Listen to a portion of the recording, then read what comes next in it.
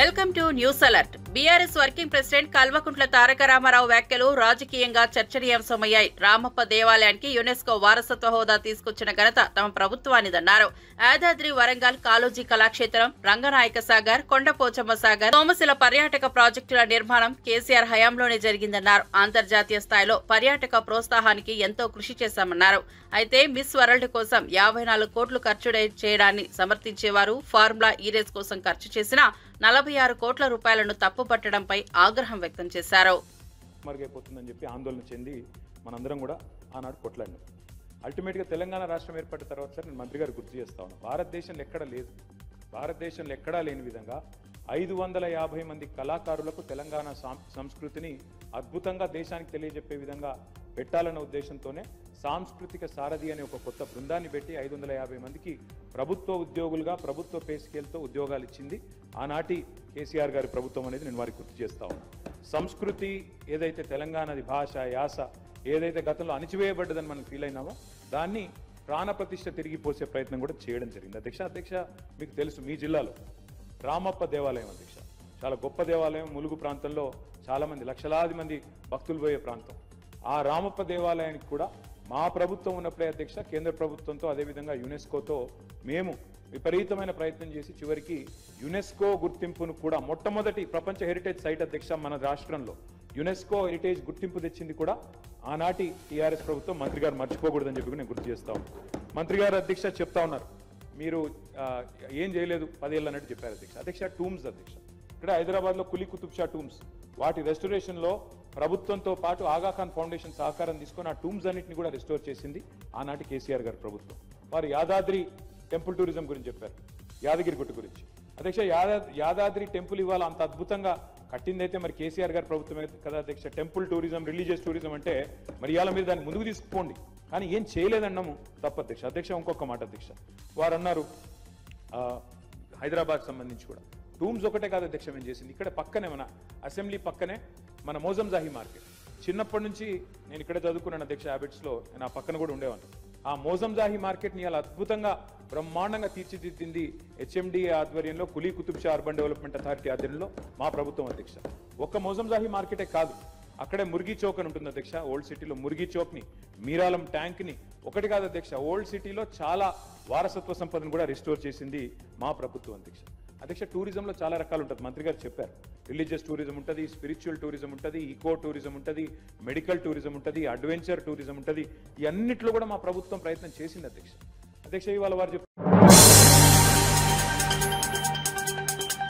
శాసన మండలి విపక్ష నేత బొత్స సత్యనారాయణ కూటమి ప్రభుత్వంపై తీవ్ర విమర్శలు చేశారు. వ్యవసాయానికి చిన్నచూపు చూపుతున్నారని, మిర్చి మద్దతు ధర తెచ్చామని చెబుతున్నా ప్రభుత్వం 1 కిలో కూడా కొనలేదన్నారు. చెరుకు రైతులకు బకాయిలు ఇప్పటికే చెల్లించలేదన్నారు. అరటి, టమోటా, పొగాకు వంటి పంటలకు మద్దతు ధర లేదన్నారు. చంద్రబాబు మాటలు కోటలు దాటుతున్నాయని, చేతలు శూన్యమని విమర్శించారు. నేను ఢిల్లీకి వెళ్ళాను, మీ మద్దతు ధర తీసుకొచ్చాం, మిర్చిని వచ్చి కొంటున్నాం, ఎప్పుడు కనీవిని జరగనట్టుగా మేము వచ్చి కేంద్రాన్ని ఒప్పించాం అని చెప్పారు కదా మా నాయకుడు జగన్మోహన్ రెడ్డి గారు. మిర్చి ఆటికి వెళ్ళి రైతుల కష్టాలు తీసుకుంటున్న నేపథ్యంలో 11,700 రూపాయలని మద్దతు ధరని పెట్టి ఆ ధరకు ఒకళ్ళు కానీ ఎవరైనా తక్కువకు అమ్మితే మార్కెట్ ఇంటర్వెన్షన్ చేసి కేంద్ర రాష్ట్ర ప్రభుత్వాల ద్వారా ఏజెన్సీ ద్వారా కొంటామని చెప్పారు కదా. చెప్పండి, వాటికి 1 కేజీ అని కొన్నారా మీరు? 1 కిలో అంటే 1 కిలో కొన్నారా? కొంటే ఎందుకు ఇవాళ రైతులందరూ వచ్చి అక్కడ మిర్చి రైతులందరూ ధర్నాలు చేస్తారు? అక్కడ చెప్పండి మీ లెక్కల ప్రకారం ఎన్ని కొన్నారో. మాటలు చూస్తూ కోటలు దాటిపోతాయి కొండంతా, చేతుల్లో శూన్యం.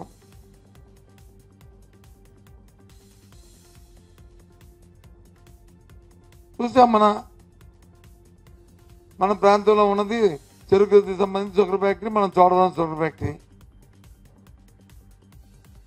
ఆ రోజు ప్రత్యక్షంగా పోయాం. చూసాం. అప్పటికే 70,000 టన్నులు చెరుకుని క్రష్ చేసింది. ₹1 కూడా ఇవ్వలేదని చెప్పారు. జీతాలు ఇవ్వలేదని చెప్పారు. పాత బకాయిలు ఇవ్వలేదని చెప్పారు. కానీ ఏంలే, ఇస్తాం అటాసంగా మన్నాడు ఇస్తామని ప్రకటించారు. ఇవాళకి 89,000 టన్నులు వచ్చి క్రషింగ్ అయింది. సుమారు 24 కోట్ల రూపాయలు దానికి రైతులకు ఇవ్వాలి. ₹1 పే చేయలే. అంతకుముందు రైతులకు ఇవ్వాల్సిన ₹200 సుమారు 3 కోట్ల రూపాయలు రైతులకు ఇవ్వాలి. అది ఇవ్వలే.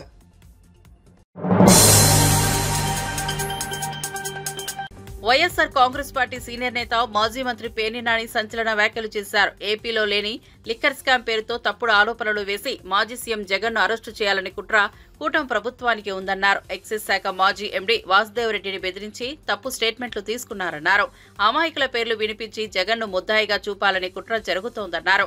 ఎంపీ లావు శ్రీకృష్ణదేవరాయలు టీడీపీ గూటికి వెళ్లి చిలక పలుకులు పలుకుతున్నారని ఎద్దేవా చేశారు. స్కిల్ స్కామ్ లో చంద్రబాబుకు వచ్చిన నోటీసులపై మాట్లాడాలని డిమాండ్ చేశారు. లేదా పోలవరం ప్రాజెక్టుకి అరకొర నిధులు కాదయా, సంపూర్ణమైనటువంటి భూసేకరణతో సహా నిర్వాసితులకి చెల్లించాల్సినటువంటి డబ్బులతో సహా తక్షణం చెల్లించండి అని నిలదీసేదానికి లోక్సభలో పల్నాడు ప్రజలు తనకి ఇచ్చినటువంటి మైక్లో మాట్లాడే అవకాశాన్ని ఆయన వాడుకోడు. లేదా ఈ ఆంధ్ర రాష్ట్రానికి మరీ ప్రత్యేకించి సాగు కోసం, తాగునీటి కోసం ఇబ్బందులు పడుతున్నటువంటి రాయలసీమ లిఫ్ట్ ఇరిగేషన్ని అధికారికంగా లేదా కేఆర్ఎంబి ఇచ్చినటువంటి స్టేని ఎత్తివేయటం కోసం పల్నాడు ప్రజలు ఇచ్చినటువంటి అధికారాన్ని తన మైకు వాడటం, లేదా ఈ మధ్యకాలంలో మనం చూస్తున్నాం జనాభా నియంత్రణ అనేది ప్రభుత్వం ప్రజలకి నూరిపోయటం వల్ల ఈ దేశ శ్రేయస్సుని కాంక్షించి దక్షిణ భారతదేశంలోని ప్రజలందరూ కూడా జనాభా నియంత్రణ కోసం కంకణబద్దులై ఆనాటి ప్రభుత్వం చెప్పిన లక్ష్యాన్ని ఆచరణలో పెడితే దాన్ని సాకుగా ఇవాళ డబుల్ ఇంజన్ మాట్లాడుతున్నటువంటి ఈ ఇద్దరు మోడీ గారు, అమిత్ షా గారు, వాళ్ళిద్దరూ చేస్తున్నటువంటి రాజకీయ ఏదైతే రూల్స్ పేరుతో లేదా జనాభా నిష్పత్తి పేరుతో లేదా జనాభా లెక్కల పేరుతో గడచిన 40-50 సంవత్సరాలుగా పాలకులు ఆపుకుంటూ ప్రజానాయకులు ఆపుకుంటూ వస్తున్నటువంటి నియోజకవర్గాల తెలంగాణ మంత్రి సీతక్క బీఆర్ఎస్ ను తీవ్రంగా విమర్శించారు. గురుకులాలకు పునాది కాంగ్రెస్ ప్రభుత్వమే వేసిందని గుర్తు చేశారు. కానీ బీఆర్ఎస్ హయాంలో గురుకులాల పరిస్థితి దయనీయంగా మారిందన్నారు. గౌలిదటి స్కూల్ కి వెళ్లిన కేసీఆర్ మనవడు ముక్కు మూసుకుని అసహనం వ్యక్తం చేసిన ఘటనను గుర్తు చేశారు. ఆయనకే ఆ పాఠశాల నచ్చకపోతే అక్కడ చదువుతున్న బడుగు పిల్లల పరిస్థితి ఎలా ఉంటుందన్నారు. బీఆర్ఎస్ పాలనలో గిరిజన విద్యకు తూట్లు పొడిచారని మండిపడ్డారు. గురుకులాల అభివృద్ధికి కట్టుబడి ఉన్నది కాంగ్రెస్ ప్రభుత్వమేనని స్పష్టం చేశారు. ఎక్కడికో ఎందుకు మీరు విద్యాశాఖ మంత్రిగా ఉండి షేర్లింగంపల్లి గౌల్దొడ్డి అనుకుంటా స్కూల్ కు సాక్షాత్తు కేసీఆర్ గారి మనవడు హిమాన్స్ ను మీరు తోలుకొని పోతే ఆయన ముక్కు మూసుకొని ఏమన్నాడో మీరు అది గుర్తుపెట్టుకోండి. అది సరిపోతుంది. ఈ రోజు గురుకులాలను గ్లోరిఫై చేసి చెప్తున్నారు. దానికి పునాది వేసింది కాంగ్రెస్ ప్రభుత్వం అన్నాడు. ఇవాళ మీరు విద్యార్థుల సంఖ్యకు అనుగుణంగా స్కూళ్ళని పెంచారు తప్ప ఇన్ఫ్రాస్ట్రక్చర్ ఇవ్వలేదు, అకామిడేషన్ ఇవ్వలేదు. అద్దె భవనాలలో ప్రతి నెల 3 లక్షలు ఇప్పటికి కూడా కట్టుకోవాల్సినటువంటి పరిస్థితి. ఇవన్నిటిని పరిష్కరించడం కోసం ఇవాళ ఇంటిగ్రేటెడ్ స్కూల్స్ కూడా తీసుకొస్తుంటే పదే మీరు ఇది చేయలేదు, మీరు 10 ఏళ్ళు చేయలేదు, మేము 10-12 నెలలల్లా సర్దుకొని ఒక్కొక్కటి చేస్తున్నాం ఆర్థిక ఇబ్బందులల్లా.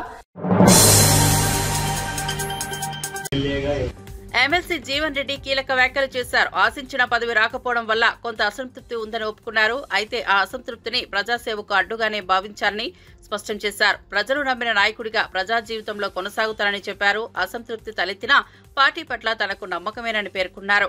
ప్రజల భరోసాను నిలబెట్టుకోవడమే తన లక్ష్యమని, ప్రజల సంక్షేమమే ధ్యేయంగా పనిచేస్తానని తెలిపారు.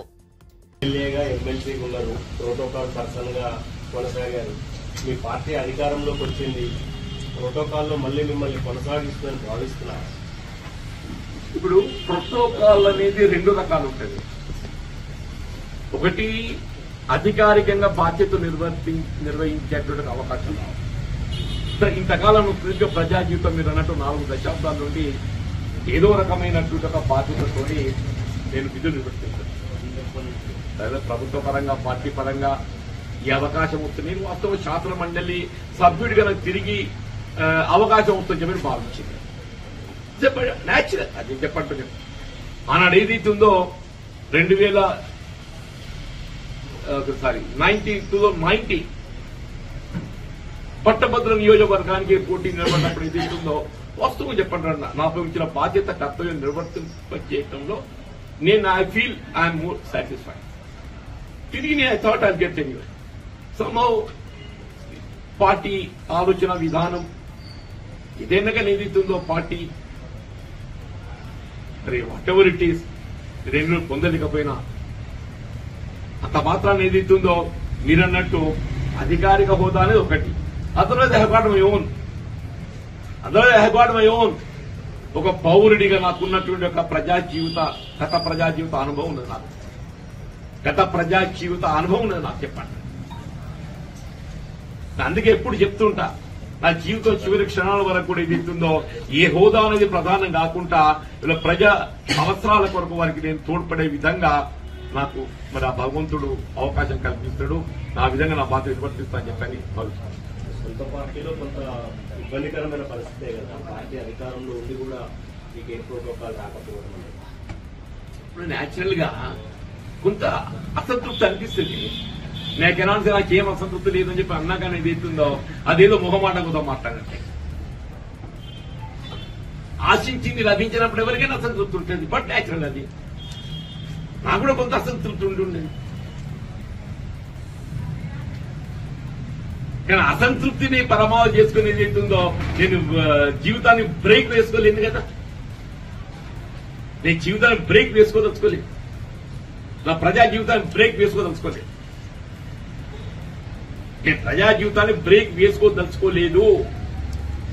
ఏ స్థానము, ఏ స్థాయి, ఏ హోదా అనేది ప్రధానం కాకుండా నేను తప్పకుండా నేను ప్రజా జీవితంలో నేను కొనసాగుతా.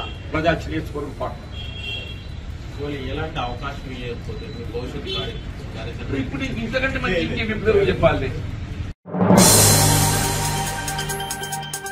వైఎస్ఆర్సీపీ యువజన విభాగం రాష్ట్ర అధ్యక్షుడు జక్కంపూడి రాజా రాష్ట్ర ప్రభుత్వంపై ఘాటు విమర్శలు చేశారు. రాష్ట్రంలో ప్రజా వ్యతిరేక పాలన సాగుతుందని, కూటమి ప్రభుత్వాన్ని ప్రజల ముందే నిలదీస్తామన్నారు. త్వరలో గ్రామ స్థాయిలో యువజన విభాగ కమిటీలు ఏర్పాటు చేసి ఉద్యమాన్ని ఉధృతం చేస్తామని ప్రకటించారు. జగన్ ప్రభుత్వం ఇచ్చిన డీఎస్సీ నోటిఫికేషన్ను చంద్రబాబు రద్దు చేశారని, మెగా డీఎస్సీ ఎక్కడుందో ఎవరికీ తెలియదని విమర్శించారు. అభ్యర్థుల జీవితాలతో చెలగాటమాడుతున్నారని ఆరోపించారు. కొత్తగా ఒక పరిశ్రమ రాక నిరుద్యోగ భృతి ఊసే లేకపోవడంపై మండిపడ్డారు.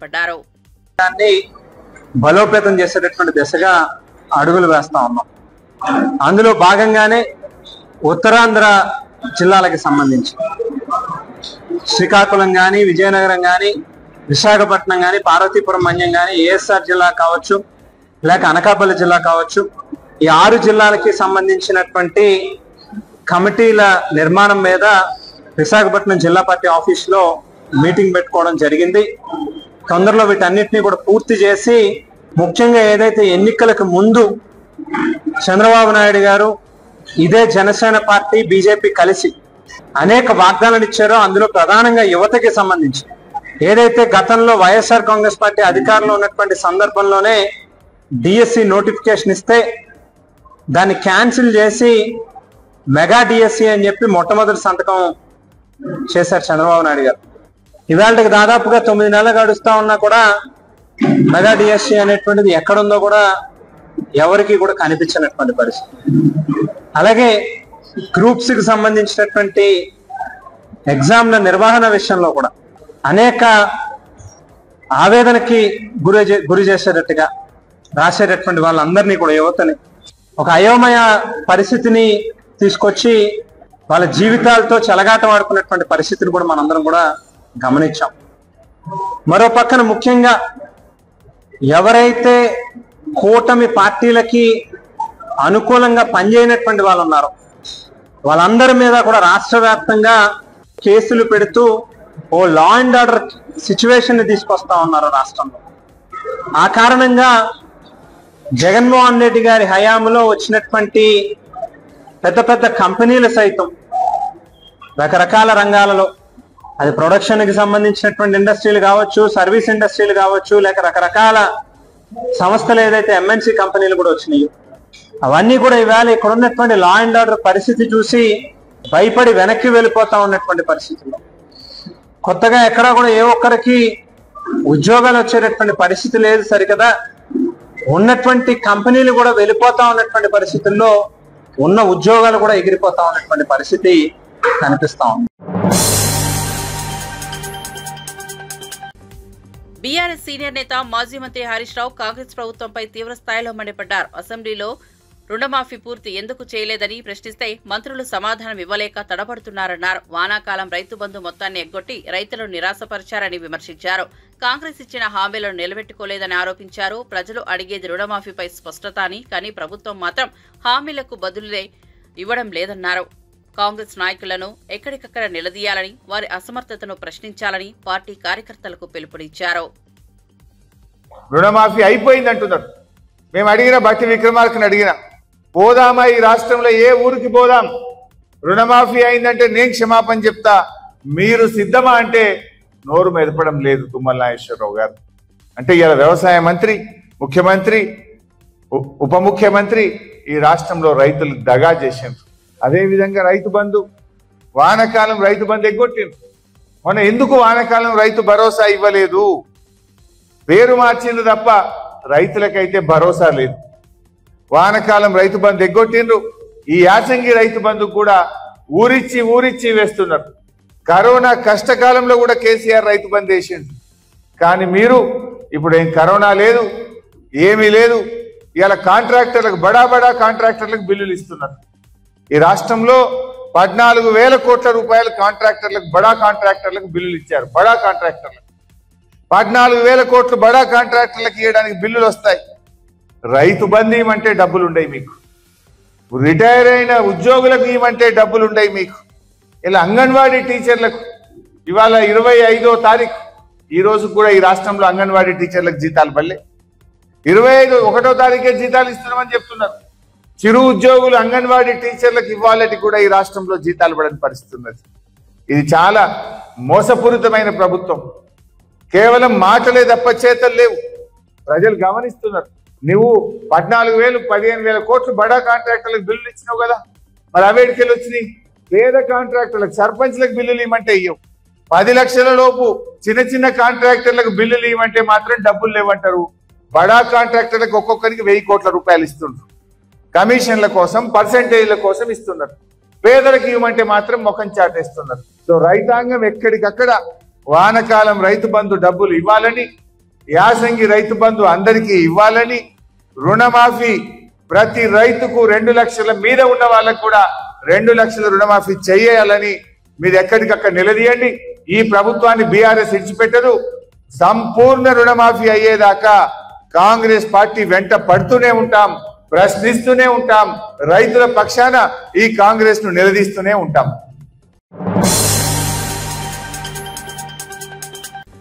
క్యాన్సర్ బాధిత చిన్నారి నితిన్ ను పరామర్శించిన మంత్రి శ్రీధర్ బాబు భావోద్వేగానికి గురయ్యారు. భూపాల్పల్లి జిల్లాకు చెందిన నితిన్ గత కొన్నాళ్లుగా క్యాన్సర్ తో పోరాడుతున్నాడు.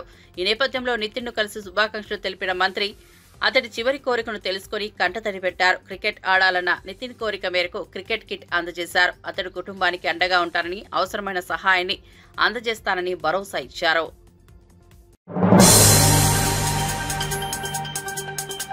Himayat Nagar OnePlus phone service సెంటర్లో వినియోగదారులు ఆందోళనకు దిగారు. నెలల తరబడి ఫోన్లు రిపేర్ చేస్తున్నామంటూ ఆలస్యం చేయడంతో కస్టమర్లు ఆగ్రహం వ్యక్తం చేశారు. పలుమార్లు సంప్రదించినా సరైన స్పందన లేకపోవడంతో చివరికి ప్రత్యక్షంగా సర్వీస్ సెంటర్ వద్దకు వచ్చి నిరసన తెలిపారు. తమ డివైజ్లు తీసుకునేంత వరకు వెనక్కి పోమని స్పష్టం చేశారు. సంస్థ బాధ్యతగా వ్యవహరించి వినియోగదారుల సమస్యలు వెంటనే పరిష్కరించాలని డిమాండ్ చేస్తున్నారు.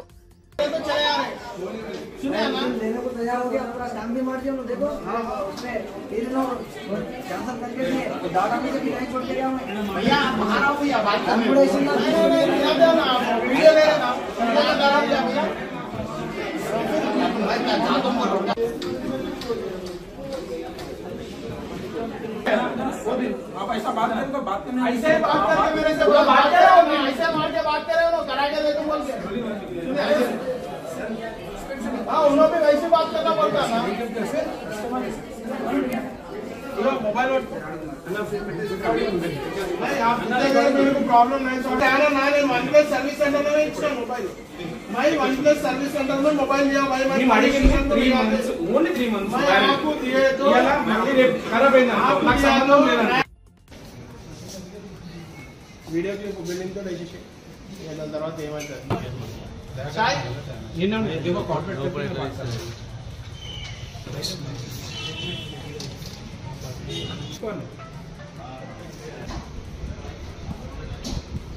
ఇదిగో ఈయన మేనేజర్ అన్న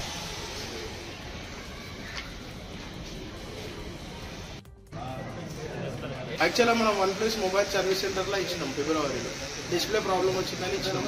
డిస్ప్లే ఏమైందంటే లైన్స్ వస్తే మనకి డిస్ప్లే చేసి ఇచ్చిండు, మదర్ బోర్డ్ ఇష్యూ వచ్చింది. ఫిబ్రవరి 27th రోజు మనం మదర్ బోర్డ్ ప్రాబ్లం ఉందని ఇస్తే నాకు చేసిస్తా అని చెప్పి 1 month నుంచి ఇప్పటిదాకా కూడా మనకు ప్రాబ్లం సార్ట్అవుట్ చేయలేదు. కొత్త మొబైల్ ఇస్తాను ఒప్పుకున్నారు, ఇచ్చిన దానికి వారంటీ ఇవ్వాలని చెప్తున్నారు. ఇప్పుడు మేము తీసుకొని పోతే ఆఫ్టర్ 1 day రేపు పొద్దున ఏమైనా ప్రాబ్లం వస్తే మాకు సంబంధం లేదు. ఈ OnePlus సర్వీస్ ఇంత ఘోరంగా ఉంది. నా ఒక్కనే కాదు, రోజుకి పొద్దున్న నుంచి సాయంత్రం వరకు రోజు 100 కస్టమర్లు వస్తారు సేమ్ ప్రాబ్లం వల్ల. OnePlus 9 Pro కానీ OnePlus ఏ మొబైల్ అయినా కానీ లైన్స్ ప్రాబ్లం వస్తుంది, మదర్ బోర్డ్ ఇష్యూ వస్తుంది. దానికి వాళ్ళు సర్వీస్ సెంటర్కి వస్తే కొద్దిగా గట్టిగా మాట్లాడితే పోలీసు వాళ్ళని పిలవడం జరిగింది. పోలీసు వాళ్ళు వచ్చేసి మమ్మల్ని పిఎస్కి ఈవెన్ మేనేజర్ కూడా మమ్మల్ని పిఎస్కి నడవని మాట్లాడదామంటున్నారు. మేము మొబైల్ అనేది OnePlus సర్వీస్ సెంటర్లో ఇచ్చాము, పోలీస్ స్టేషన్లో ఇవ్వలేదు. మాట్లాడడానికి వస్తే పోలీసు వాళ్ళని పిలిపించి పిఎస్కి తీసుకొని వెళ్తామంటున్నారు. ఇది ఎట్లా సెటిల్ చేయాలి చెప్పండి. దీనికి మనకు న్యాయం కావాలి. ఇలా కొత్త మొబైల్ ఇస్తా అంటాడు, కనీసం మేము 3 months వారంటీ అడుగుతున్నాం. మొత్తం 1 year వారంటీ కాకుండా 3 months వారంటీ అంటున్నాం, లైఫ్ టైం వారంటీ. ప్రాబ్లం వచ్చినప్పుడు నేను తీసుకొచ్చి రాజమండ్రిలో జరిగిన ప్రవీణ్ పగడాల మృతిపై ప్రజాశాంతి పార్టీ అధ్యక్షుడు కేఏ పాల్ సంచలన వ్యాఖ్యలు చేశారు.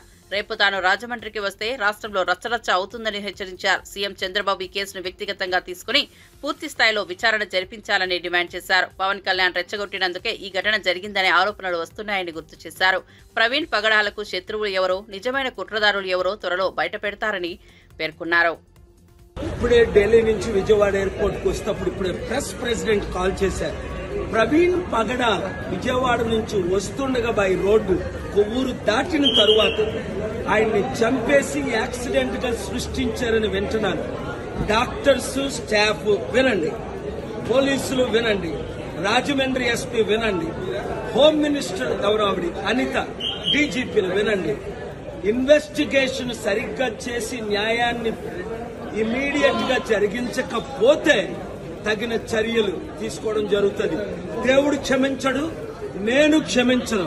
రాజమండ్రి వచ్చానంటే రేపు రచ్చ రచ్చ అయిపోద్ది.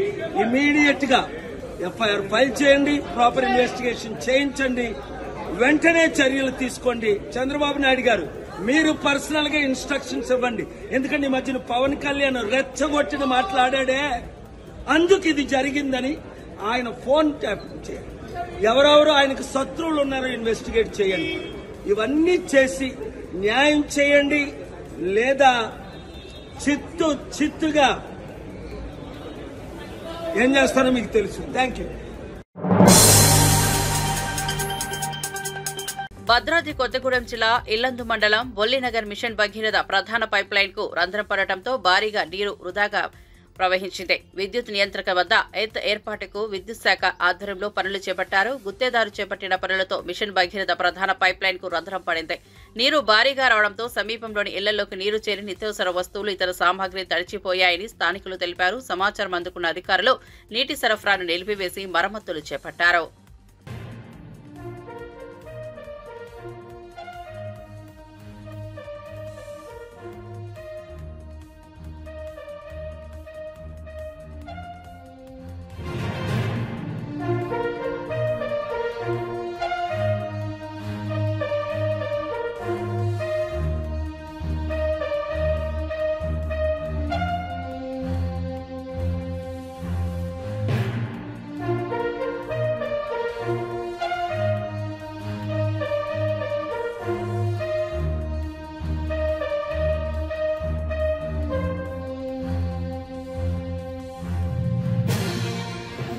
పొక్కలు పడ్డాయి సార్.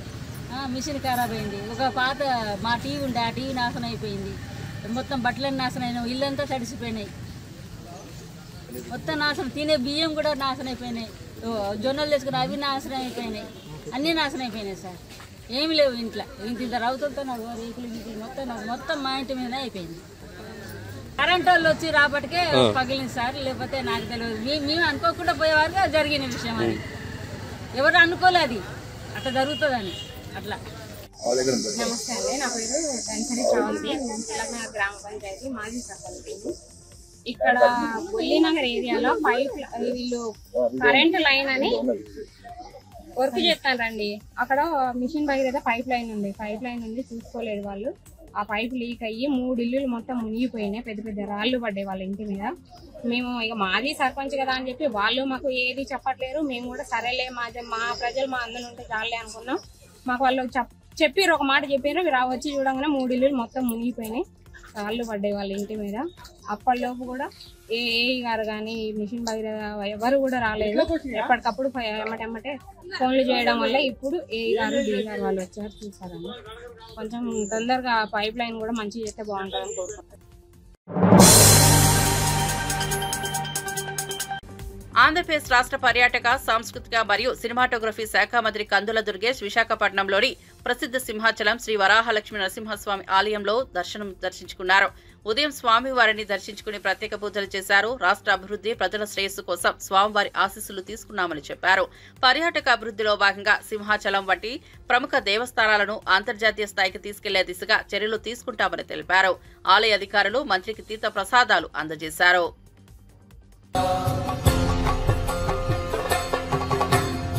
ఉగ్రం వీరం మహావిష్ణు జ్వలంతం సర్వతోముఖం నరసింహం భీషణం భద్రం మృత్యోర్మృత్యుం నమామ్యహం స్వాహా.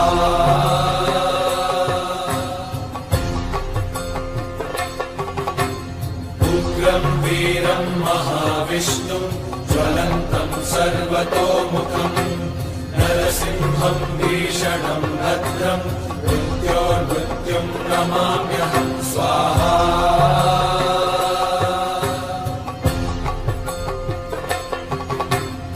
ఉగ్రం వీరం మహావిష్ణు జ్వలంతం సర్వతోముఖం నరసింహం భీషణం భద్రం మృత్యోర్మృత్యుం నమామ్యహం స్వాహా.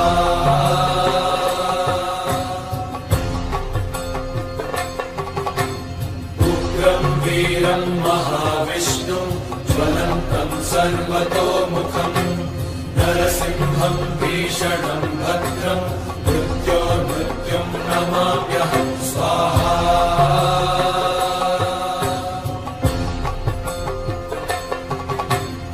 ఉగ్రం వీరం మహావిష్ణు.